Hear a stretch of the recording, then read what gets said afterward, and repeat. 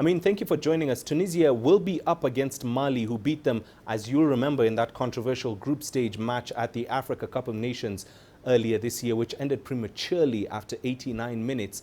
How much will that match play a role, and how important is it for the Carthage Eagles to get over this hurdle?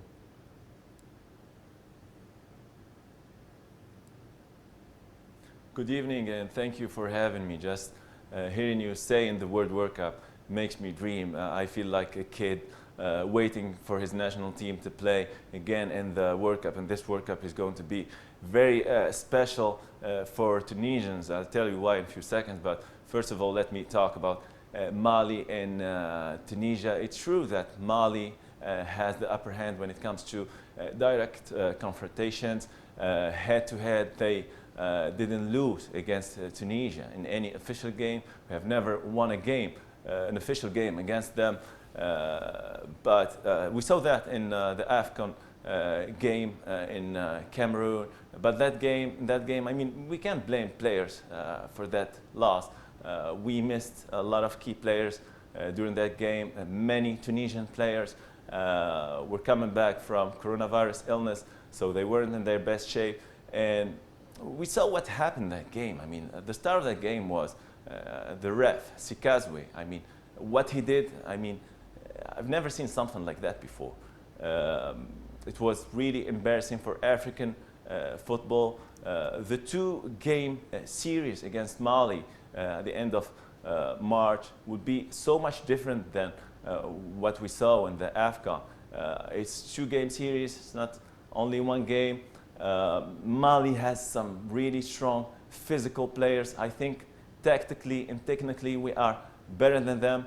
Experience is on our side, and that's so important for Tunisian players. I mean, they played in the World Cup in Russia in 2018.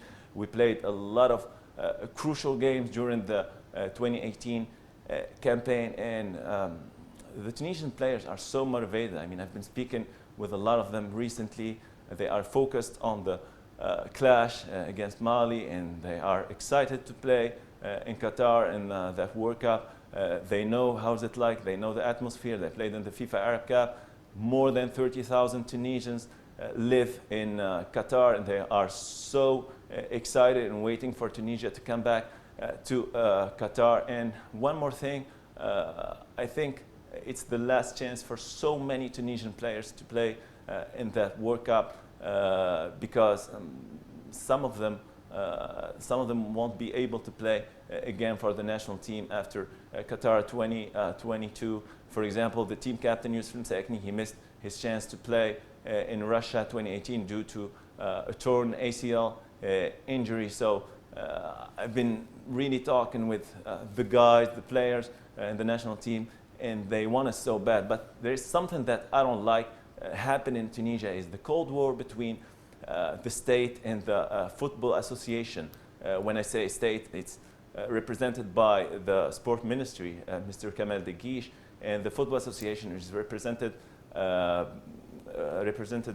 Mr. Wadi Al-Jari. And we know that these two men have a really complicated relationship that do harm to the image of the sport and the football in Tunisia. I mean, let me just jump in there. And of course, as it stands, let's run briefly through another aspect of this. As it stands, there is a real chance of 4 teams from North Africa qualifying to the World Cup, the most since 3 sides made it through to, as we've talked about, 2018 in Russia. How much does this just go to highlight the strength of the region in the sport?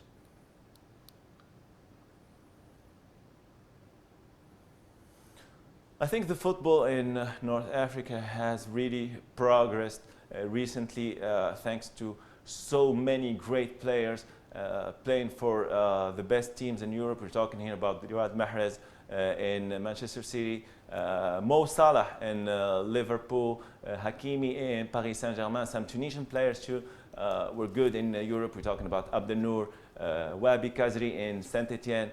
The football is really very popular. I mean, people are so crazy about football in North Africa. I would be happy to see 4 teams from North Africa playing in the World Cup, but I don't think it would be possible with Cameroon, Senegal and Mali in the conversation, tough teams, physical teams, and I think teams who would play second leg at home have a big advantage over the rest.